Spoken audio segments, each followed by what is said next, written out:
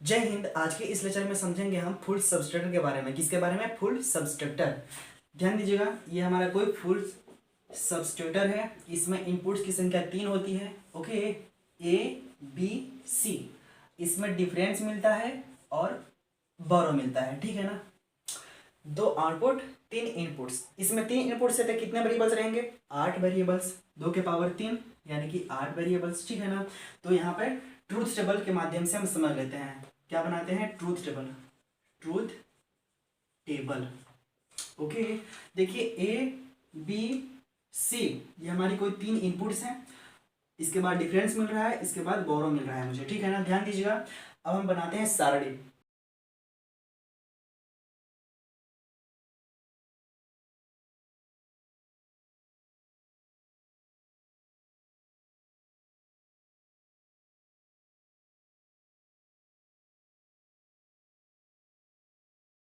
दोस्तों, हमने सारणी बना करके रेडी कर चुका है। ठीक है ना। ध्यान दीजिएगा, इसमें 8 वेरिएबल्स है।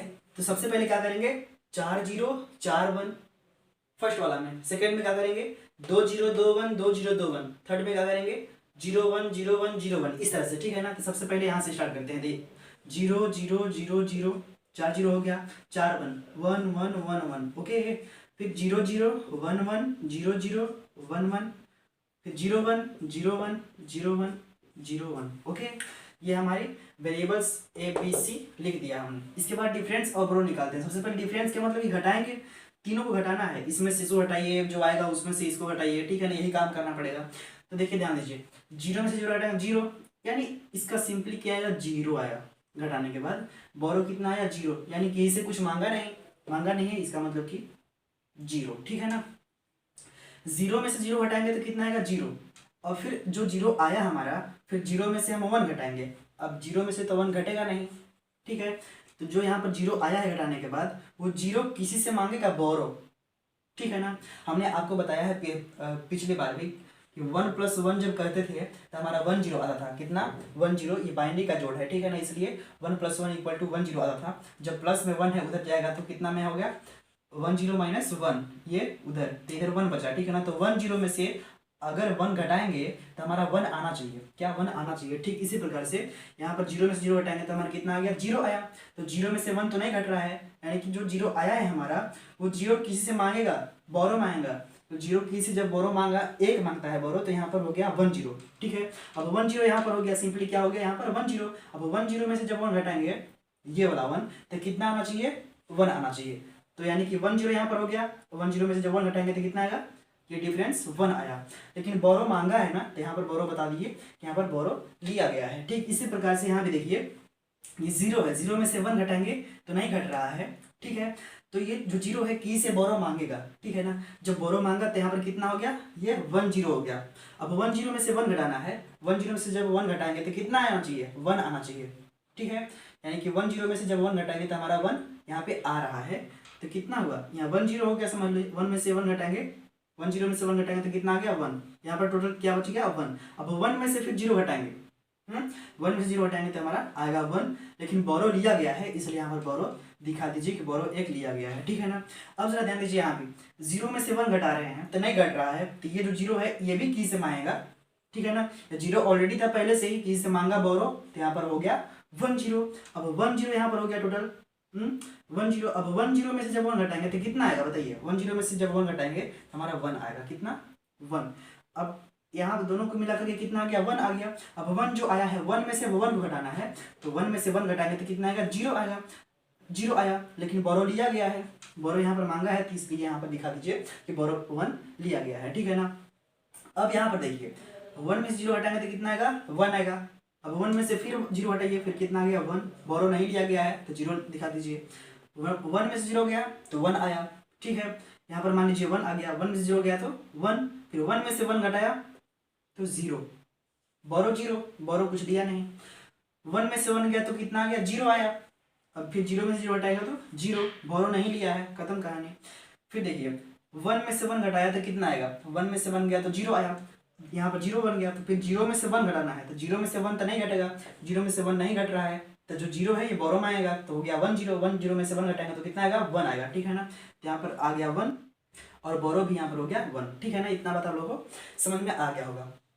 इसके बाद हम बूलियन एक्सप्रेशन लिखते हैं डिफरेंस के लिए और बोरो के लिए, ठीक है ना।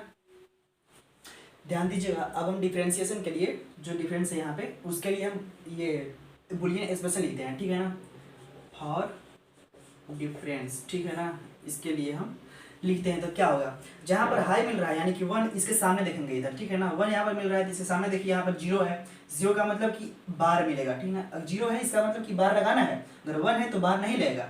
इसके सामने देखिए ये 0 है, 0 का मतलब कि ए का बार, क्या ए का बार। यहाँ पर देखिए 0 है इसका मतलब कि बी का बार, क्या चीज़ बी का बार। यहाँ पर 1 है इसका मतलब कि केवल सी, प्लस आगे देखिए ये हो गया। अब इसके बारे में देखते हैं, इसके सामने देखिए यहाँ पर 0 है, 0 का मतलब कि ए का बार, क्या ए के बार। यहाँ पर 1 है इसका मतलब कि बी, यहाँ पर 0 है यानी कि सी का बार, प्लस अब देखिए इसके बारे में, यहाँ पे देखिए तो ए है, सॉरी 1 है इसका मतलब कि ए, क्या ए। यहाँ पर 0 0 है यानी कि बी बार सी बार, क्या B bar C bar, plus ये हो गया तीनों। इसके बाद यहाँ देखिए नीचे तीनों 1 है यानी कि तीनों ए बी सी हो जाएगा, क्या ए बी सी। इतना बात आप लोगों को समझ में आ गया होगा। अब क्या करते हैं, इसमें से देखिए कुछ कॉमन बन रहा है, इसको एक साथ ले लीजिए और इसे एक साथ ले लीजिए, ठीक है ना। तो इसे और इसे लेंगे तो क्या हो जाएगा हमारा A bar B bar C plus A B C plus A bar B C bar plus A B bar C bar. Okay, इतना बात समझ में आया। इसमें से कॉमन है सी कॉमन है, सी कॉमन ले लीजिए। जब सी कॉमन लेंगे तो हमारा क्या बच गया, A bar B bar plus A B plus इसमें से क्या कॉमन है, इसमें से हमारा सी बार कॉमन है, क्या है सी बार कॉमन है। तो इसमें क्या आ जाएगा A bar B plus A B bar, इतना आ गया, ठीक है ना।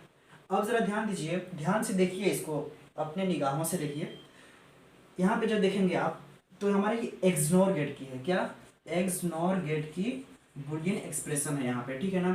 तो दरअसल इसको एक्सनोर को हम ऐसे लिखते हैं ए एक्सोर बी का बार, यानी एक्सनोर गेट का वो हो गया। तो सी, इसके बाद यहाँ लिख सकते हैं ए एक्सनोर बी, ऐसे लिख सकते हैं, ठीक है ना। प्लस ये सी का बार है।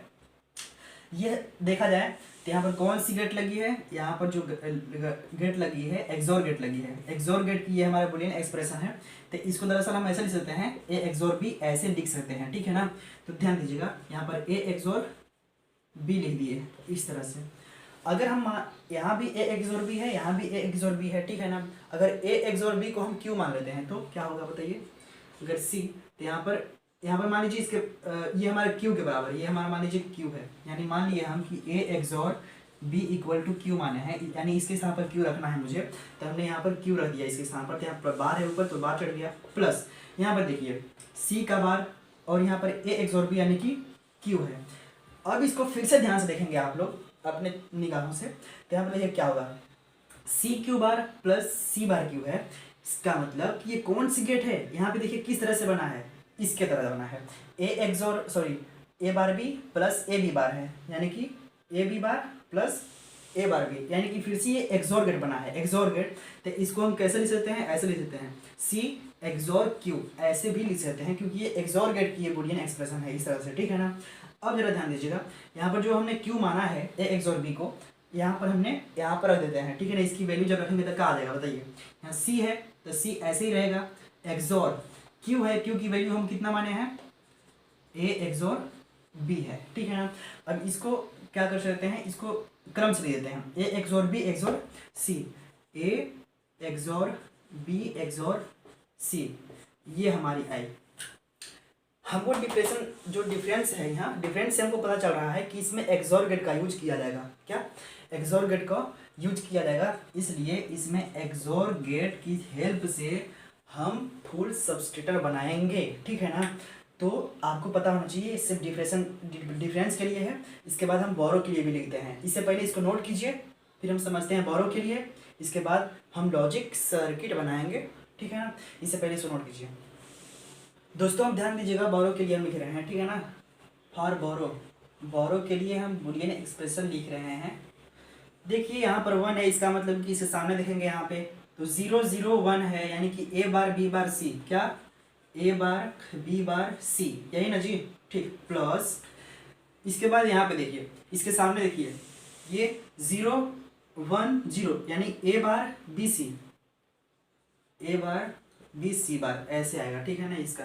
फिर इसको देखिए प्लस यहाँ मुझे देंगे 0 1 1 यानी कि ए बार बी सी प्लस इसके बाद नीचे देखिए सबसे पहले नीचे है यहाँ पे 0 1 1 1 है यानी कि ए बी सी। अब जरा आप इसको ध्यान से देखेंगे तो इसमें कॉमन क्या बन रहा है, इसमें देखिए सी कॉमन है, इसको एक साथ ले लीजिए, यानी पहले के और चौथे को एक साथ लेंगे तो क्या आएगा हमारा A bar B bar C plus A B C plus ये ले लेते हैं ए bar B C bar plus ये ए बार बी सी, ठीक है ना।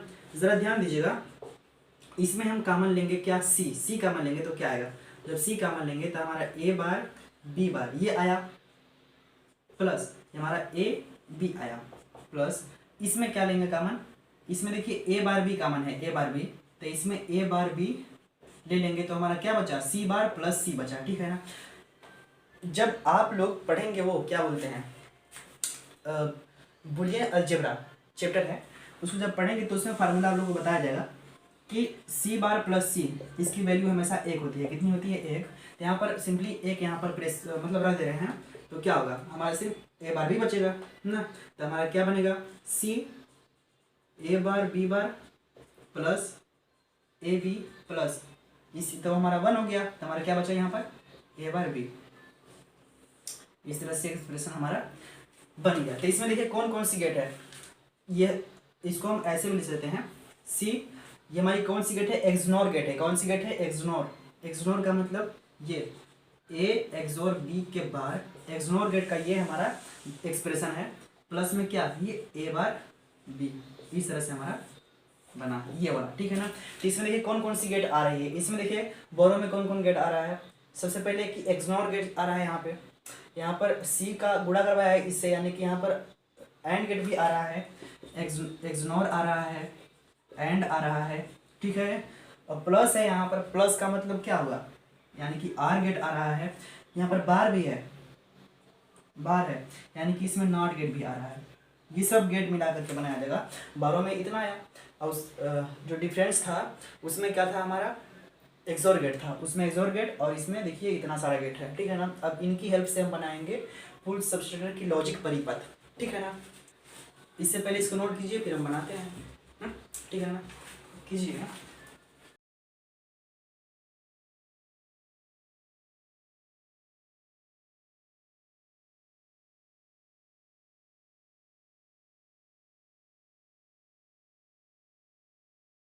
दोस्तों अब हम समझते हैं लॉजिक परिपथ, ठीक है ना। देखिए हमने यहाँ पर लिखा है कि जो हमारा डिफरेंस आया था ए एक्सोर बी एक्सोर सी आया था, ये हमारा आया था ना, यही ना आया था जी एक्सप्रेशन।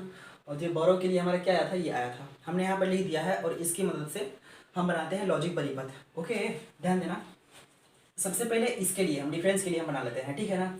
ए एक्सोर बी एक्सोर सी है, यानी कि यहाँ पर दिख रहा है कि एक्सोर गेट चाहिए ना, तो एक्सोर गेट यहाँ बनाइए। ये हमारा कोई दो इनपुट है, ये हमारा ए और ये बी है, ठीक है ना, ये दो इनपुट है मेरी। इसके बाद में ये एक्सोर गेट बना दिया हमने, एक्सोर गेट बना दिया, तो हमारा क्या यहाँ पे मिला, ए एक्सोर बी मिला, क्या ए एक्सोर बी मिल गया, यानी इतना हमारा मिल गया। इसके बाद एक्सोर सी भी है यहाँ पर, ठीक है ना, तो एक्सोर सी हमको चाहिए। मान लीजिए कि यहाँ से कोई सी है, ये सी जो कि यहाँ पर हमने सी लाया है, एक और एक्सोर गेट बना दे रहे हैं, तो देखिए इधर से ए एक्सोर बी आ रहा है और इधर से सी आ रहा है, ठीक है ना। तो ए एक्सोर बी इधर से आया और यहाँ से ये एक्सोर देगा, इधर से सी आया वो सी, ठीक है ना। ओके इतना बात समझ में आया, यानी कि ये हमारे डिफरेंस के लिए बन करके रेडी हो गया लॉजिक सर्किट। अब समझते हैं बोरो के लिए। बोरो के लिए यहाँ पर देखिए ए एक्सोर बी का बार है, ए एक्सोर बी यहाँ से जो आ रहा है इसका बार है। बार का मतलब कि इसमें नॉट गेट चाहिए, कौन सा गेट चाहिए, नॉट गेट। तो यहाँ से ए एक्सोर बी खींचिए, ए एक्सोर बी हमने निकाला। इसके बाद में क्या किया, यहाँ पे एक नॉट गेट लगा दिया, नॉट गेट। तो जब नॉट गेट लगाएंगे तो क्या देगा, नॉट गेट जब लगाएंगे तो ए XOR B यहाँ पे आ रहा है, ए XOR B का बार देगा, क्या देगा, बार। ए XOR B यहाँ से आया, लेकिन जब नॉट गेट लगाए तो इसका बार दे दिया, ठीक है ना, यानी ये बार हमको मिल गया, ठीक है ना। अब जरा ध्यान दीजिए, यहाँ पर C है, इसके मल्टीप्लाई में C है। C देखिए यहाँ से कौन सा आ रहा है, ये आ रहा है ना, यही तार है ना जी, C यहाँ से आ रहा है, तो C यहाँ से ले लीजिए एक ठो, C ऐसे ले लिए हम, ठीक है ना। यहाँ पर A XOR B है और यहाँ से क्या आ रहा है, C आ रहा है। अब दोनों का मल्टीप्लाई है, डॉट है, इसका मतलब बीच में कोई नहीं तो डॉट है, डॉट का मतलब मल्टीप्लाई, तो इसका मतलब कि यहाँ पर एंड गेट का प्रयोग किया जा रहा है, तो यहाँ पर एक एंड गेट लगा दीजिए। जब एंड गेट लगाएंगे तो ये मल्टीप्लाई दे देगा, हमारा क्या देगा, मल्टीप्लाई, यानी कि C डॉट क्या, A XOR B ऐसा दिया है, आउटपुट हमको इतना मिला है, ठीक है ना। यानी ये चीज़ हमने इसमें बना दिया है। इसके बाद में A बार B इसको बनाते हैं, इसके बाद फिर जोड़ेंगे ना। तो A बार है, A बार का मतलब कि देखिए A यहाँ से आ रहा है, ये यहाँ से आ रहा है, ये A आ रहा है, इसका बार ले लीजिए। बार का मतलब कि एक नॉट गेट बनाना है, तो हमारा A आ रहा था इधर से, ठीक है ना, इधर से A आ रहा है, और जब नॉट गेट लगाए तो A का बार हो गया, तो हमारा A का बार यहाँ से मिल गया। इसके बाद B है, B का मतलब कि B एक और यहाँ से निकलेगा, ऐसे B यहाँ पर आ गया। अब क्या है कि दोनों का मल्टीप्लाई है, कुछ नहीं तो यहाँ पर डॉट है, मल्टीप्लाई यानी कि यहाँ पर एंड गेट लगेगा, फिर से एंड गेट दोनों का डॉट देता है, यानी कि देखिए यहाँ से B आ रहा है ना, B, तो हमारा क्या मिल गया यहाँ से, A बार डॉट B, इतना मिल गया। देखिए ये वाला यहाँ पर है और ये वाला यहाँ पे है, फिर दोनों को यहाँ पर जोड़ने का कार्य करेगा। अब जोड़ेगा कौन, तो और गेट जोड़ेगा, तो यहाँ पे एक और गेट की सहायता से इसको जोड़ दीजिए, तो इसको और आगे बढ़ाइए, बढ़ा दीजिए और आगे बढ़ा दिए। अब दोनों को जोड़ना है, तो जोड़ने के लिए और गेट चाहिए हमको, तो और गेट यहाँ पे बना दिए। अब जो आउटपुट मिला मेरा यहाँ पे क्या मिलेगा, इतना प्लस जो इधर से आ रहा है इतना, इधर से क्या आ रहा है हमारा, A बार डॉट B आ रहा है, यानी इसमें इसको जोड़ करके इधर देगा आउटपुट में। जो आउटपुट मिलेगा कितना मिलेगा मेरा आउटपुट, हमारा आउटपुट जो मिला A बार B प्लस ये C dot A bar B का बार, यानी कि ये हमारा आउटपुट मिल गया, ठीक है ना। इस तरह से यदि आप इसको ध्यान देंगे, ठीक है ना, अगर इसको देखिए इतना पार्ट, सिर्फ इतना सा पार्ट देखेंगे, तो XOR gate, not gate, and gate, XOR gate, not gate, and gate, यानी कि ये हाफ सबस्ट्रेटर का इतना सा पार्ट है, ये भी हाफ सबस्ट्रेटर का पार्ट है, ठीक है ना। तो एक हाफ सबस्ट्रेटर और दूसरा हाफ सबस्ट्रेटर, जब दोनों को हम आर गेट की सहायता से जोड़ेंगे तो हमारा क्या मिल जाएगा, फुल सबस्ट्रेटर, ठीक है ना। इतना बात समझ में आया, यानी कि दो हाफ सबस्ट्रेटर को जोड़ करके ये फुल सबस्ट्रेटर बनता है, ठीक है ना। इतना बात आप लोग समझ में आ गया होगा, और मैं उम्मीद करता हूँ कि ये लेक्चर आप लोग को समझ में आया होगा, ठीक है ना। अगर नहीं आया होगा तो कमेंट में बताइएगा क्या आपको समझ में आ रही है कि नहीं, ओके। और अपने बैचमेट्स को भी बताइए Angad research classes YouTube channel के विषय में, ठीक है ना। तो हम मिलते हैं अगले लेक्चर में, तब तक के लिए धन्यवाद।